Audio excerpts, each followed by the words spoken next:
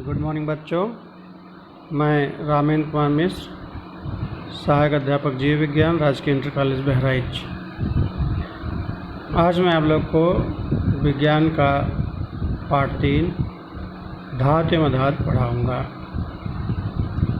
तो धातु अधातु जानने से पहले हम लोग जानेंगे कि तत्व क्या होता है, क्योंकि तत्वों का ही जब हम वर्गीकरण करते हैं तो 3 तरह से हम उसको वर्गीकृत कर सकते हैं। पहला है धातु, दूसरा है अधातु और तीसरा है उपधातु।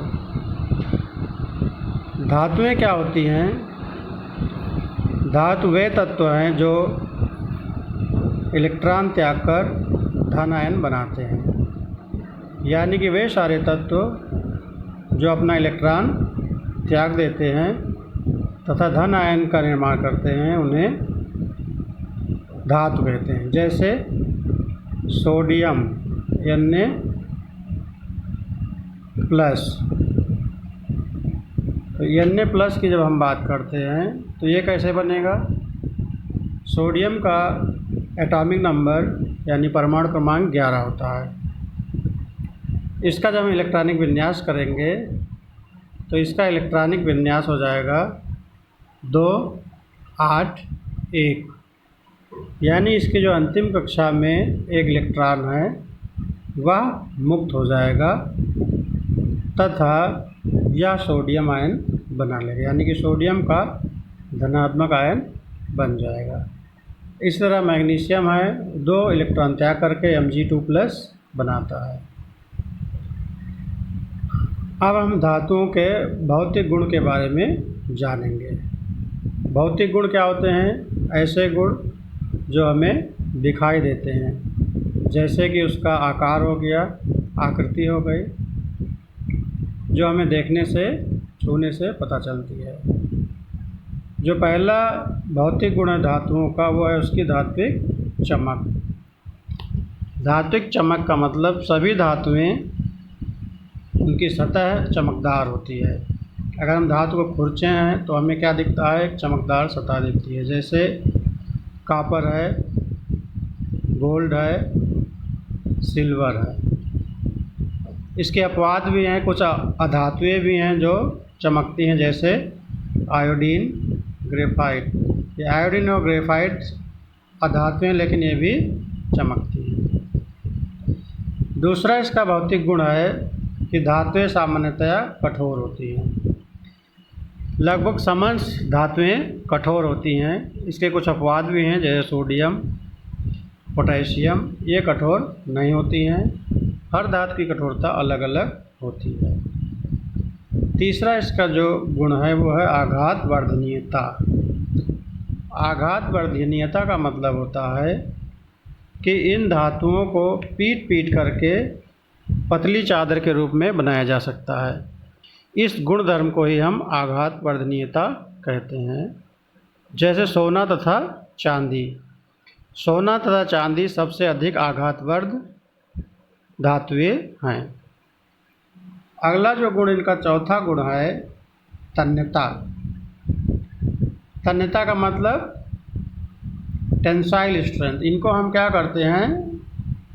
खींच खींच के पतले तार बनाए जा सकते हैं, यानी कि यह गुण जिसके कारण धातु के पतले तार खींचे जा सकते हैं, इसे हम तन्यता कहते हैं। सोना जो है सबसे अधिक तन्य धातु है, यानी कि आप जान के आश्चर्य करेंगे कि 1 ग्राम सोने से 2 किलोमीटर लंबा तार खींचा जा सकता है। उसके बाद हम बात करते हैं ऊष्मीय सुचालकता, या उसका 5वां भौतिक गुण है। धातुएं ऊष्मा की सुचालक होती हैं, जैसे सिल्वर व कॉपर की ऊष्मीय चालकता सबसे अधिक होती है। कुछ धातुओं की ऊष्मीय चालकता का क्रम निम्नलिखित है। जो सबसे अधिक सुचालक हुआ Ag, यानी कि सिल्वर, फिर कॉपर, फिर एल्युमिनियम, फिर लेड और फिर Hg यानी मरकरी। इस क्रम में इनका जो चालकता क्रम है घटता है, यानी इस क्रम से हम अगर देखें तो सिल्वर हमारा सबसे अधिक सुचालक धातु है। परीक्षा में ऐसा प्रश्न पूछा जा सकता है कि निम्नलिखित में से कौन सी धातु सबसे अधिक ऊष्मीय सुचालक है। तो अगर हम यह क्रम याद कर लेंगे तो हमें बताने में आसानी होगी। अगला जो इसका गुण है वो है विद्युत सुचालकता, यानी इलेक्ट्रिसिटी कंडक्टर। अधिकांश धातुएं विद्युत की सुचालक होती हैं। सिल्वर की विद्युत चालकता सबसे अधिक है व मरकरी की सबसे कम। कुछ धातुओं का विद्युत सुचालकता क्रम इस प्रकार है: सिल्वर, कॉपर, एल्युमिनियम और फिर टंगस्टन। उसके बाद अगला जो गुण है वो है धात्विक ध्वनि यानी सोनोरस। धातुएं जो है सोनोरस होती है, यानी कि जब किसी कठोर सतह से वे टकराती हैं तो ध्वनि उत्पन्न करती हैं। इसी ध्वनि को हम धात्विक ध्वनि कहते हैं। इसीलिए आपने देखा होगा कि विद्यालय की घंटी किसी धातु की ही बनाई जाती है। इस पर जब हम लकड़ी का हथौड़ा या धातु का हथौड़ा मारते हैं तो काफ़ी दूर तक ध्वनि सुनाई देती है। अधिकांश धातुओं के गलनांक, क्वथनांक व घनत्व अधिक होते हैं। क्षारीय धातुओं जैसे सोडियम, पोटेशियम इत्यादि के गलनांक, क्वथनांक, घनत्व कम होते हैं। ओस्मियम धातु का घनत्व सबसे अधिक होता है। यह आपका 1 नंबर का प्रश्न है कि अगर आ गया कि किस धातु का घनत्व सबसे अधिक है तो वह है ओस्मियम। तो ये हमने देखा कि धातुओं के भौतिक गुण क्या क्या होते हैं, धातु क्या होती है। इसके बाद हम अगला टॉपिक पढ़ेंगे धातुओं के रासायनिक गुण। जो पहला गुण है इसका धातुओं का वायु में दहन। सभी धातुएं ऑक्सीजन के साथ मिलकर संगत धातु के साथ ऑक्साइड बनाती हैं, यानी कि धातु प्लस ऑक्सीजन बराबर धातु ऑक्साइड।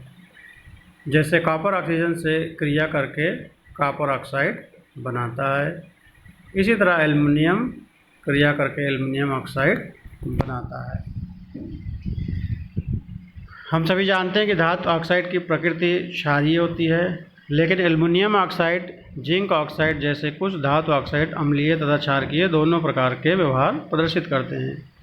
ऐसे धातु ऑक्साइड जो अम्ल तथा क्षार दोनों से अभिक्रिया करके लवण तथा जल प्रदान करते हैं, उन्हें उभयधर्मी ऑक्साइड यानी एम्फोटेरिक ऑक्साइड कहते हैं। अम्ल तथा क्षारक के साथ एल्युमिनियम ऑक्साइड कैसे अभिक्रिया करेगा वो हम रिएक्शन के माध्यम से जानेंगे। Al2O3 + 6HCl वो बनाएगा हमारा 2LCl3 यानी एल्युमिनियम क्लोराइड + 3H2O।